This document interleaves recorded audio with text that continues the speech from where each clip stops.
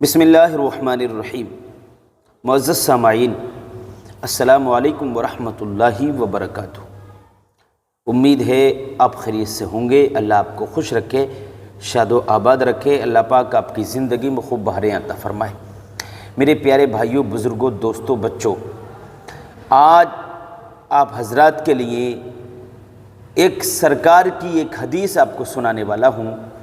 آقا کریم صلی اللہ تعالیٰ علیہ وسلم کی ایک حدیث مبارکہ آپ کے سامنے لے کر کے حاضر آیا ہوں۔ میرے بھائیوں، میں حدیث پاک کی روشنی میں آج آپ کو بتاؤں گا کہ 3 لوگ ایسے ہیں جن کی نماز قبول ہی نہیں ہوتی۔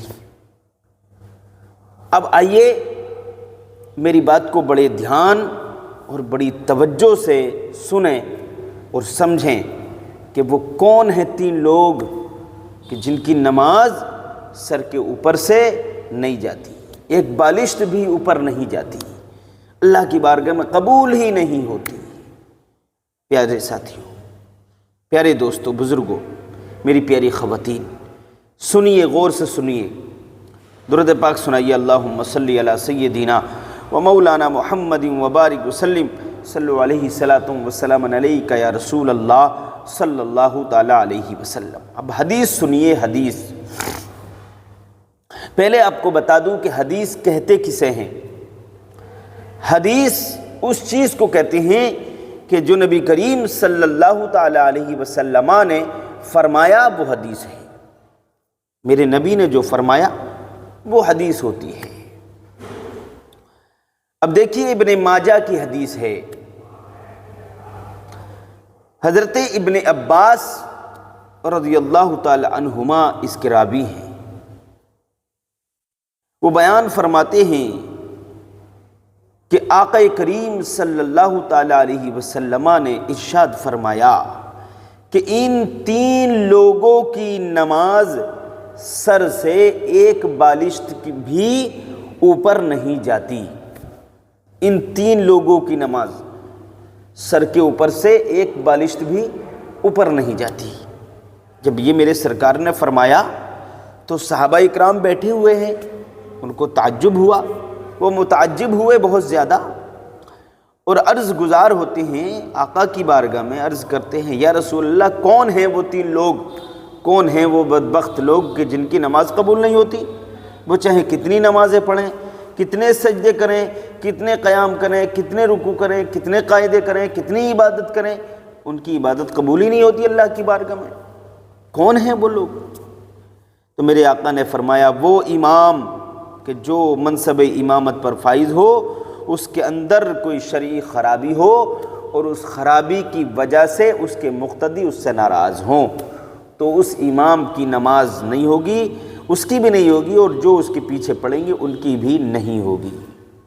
پیارے ساتھیوں، سرکار نے فرمایا وہ امام جو منصب امامت پر فائز ہو اور اس کے اندر شرعی خرابی ہو، یعنی شرعی خرابی ہے اس کے اندر، اور منصب امامت پر فائز امامت کرتا ہے اور مقتدی ناراض ہیں اس شرعی خرابی کی وجہ سے، تو اس کے پیچھے نماز نہیں ہوگی، نہ اس کی ہوگی اور نہ مقتدیوں کی ہوگی۔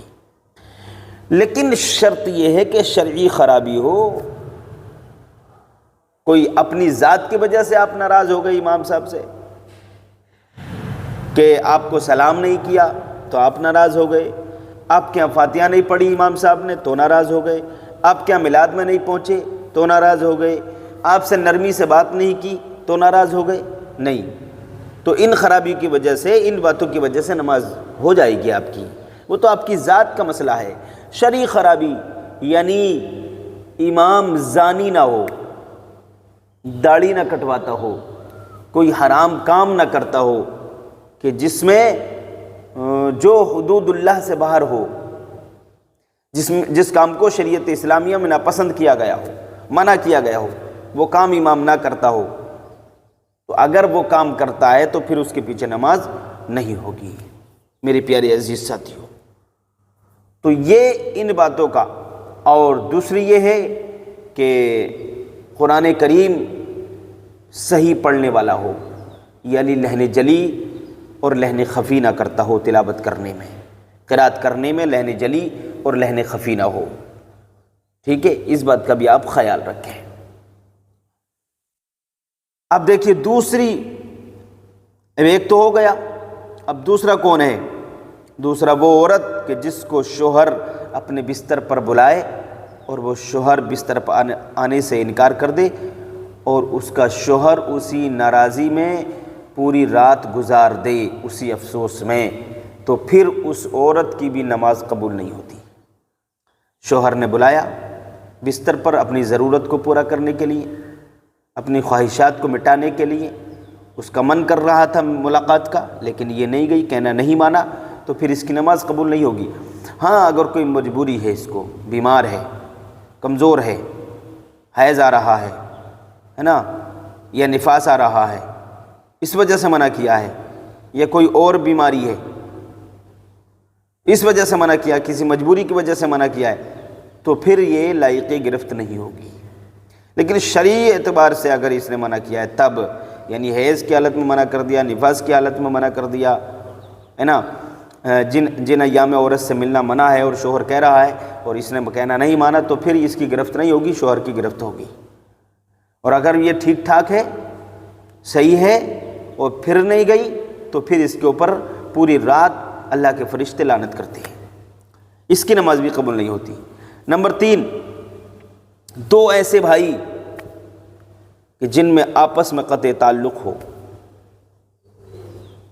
تعلقات کاٹ دیے گئے ہوں، ناراضگی ہو آپس میں، ایک دوسرے سے بولتے نہ ہو، سلام و کلام نہیں کرتے ہوں، آنا جانا نہیں ہو، میل ملت داری نہ ہو، ہے نا، ایک دوسرے سے لڑائی جھگڑے کرتے ہیں، آپس میں ملاقات نہیں ہے، قطع تعلق کر دیا ہے، بالکل تعلقات بند کر دیا ہے اپنے بھائی سے، اب یہ سگے بھائی ہوں یا ایمانی بھائی ہوں، تو پھر ان دو کی بھی نماز نہیں ہوگی جب تک کہ آپس میں یہ رضامندی نہ کر لیں۔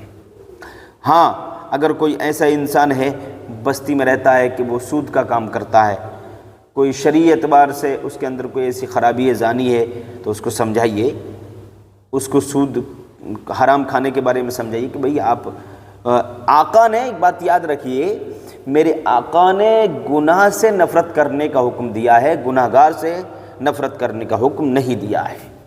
کوئی زانی ہے تو اس سے نفرت مت کیجئے، اس کے فعل سے نفرت کیجئے، اس کو سمجھائیے۔